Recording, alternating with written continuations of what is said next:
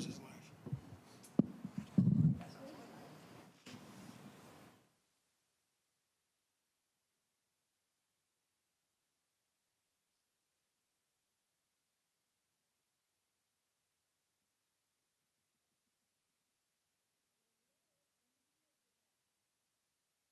Earlier than you did. That's good.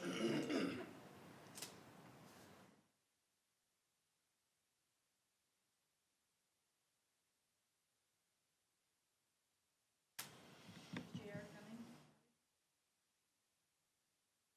Said he would, but I don't know.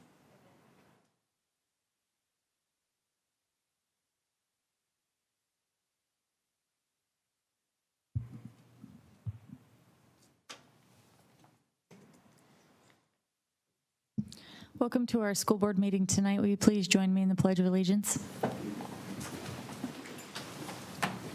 I pledge allegiance to the flag of the United States of America and to the republic for which it stands, one nation, under God, indivisible, with liberty and justice for all. Thank you for joining us tonight. Do we have any needs for translation? None? Okay, we will move on, and at this time I will accept a motion to approve tonight's agenda. I'll make a motion to approve the agenda. I'll second it. I have a motion and a second. All in favor? Aye. Any opposed? Motion passes 4-0. We'll throw it over to our student rep. Do you guys have anything? No, nothing. Nothing? We've had a week off, so nothing's happened. I know where you spent that week. Yes. Okay, we'll move into our board member discussion, starting with our legislative report from Director Gerber. Okay, I do have a little bit for legislative report. Marissa, do you have that thing? Okay. So usually I focus on Washington legislative priorities, but since we just got back from our conference with the National School Boards Association, I thought I would run through their priorities for this cycle, what they're working on right now. So this is just a flyer that they've sent out that talks about the things that they're focused on, that they're lobbying for over in Washington in the federal side of things. The first one being fully funding and modernizing the Individuals with Disabilities Education Act. And you can see right there it says that the IDEA mandates the federal government cover 40% of special education costs. Currently the funding, it's only being funded around 14%. So this is something they're pushing for to get more funding for special education and for this act.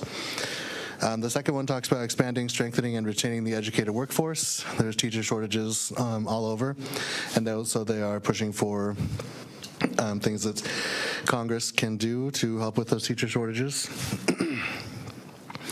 Their third point is strengthening investments in Title I and career and technical education, which are both important programs that the federal government should be supporting. They're wanting more support on those things.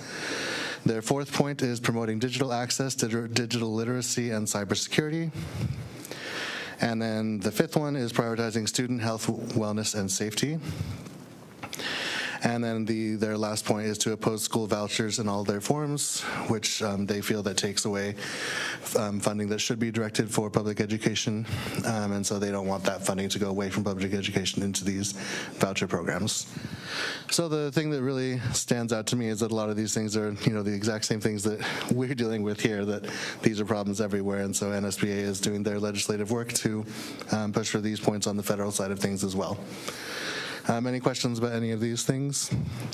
Yeah, what's the voucher program? Would that mean, like, if you homeschool, your money gets Pete sent can somewhere explain it else? better than I can.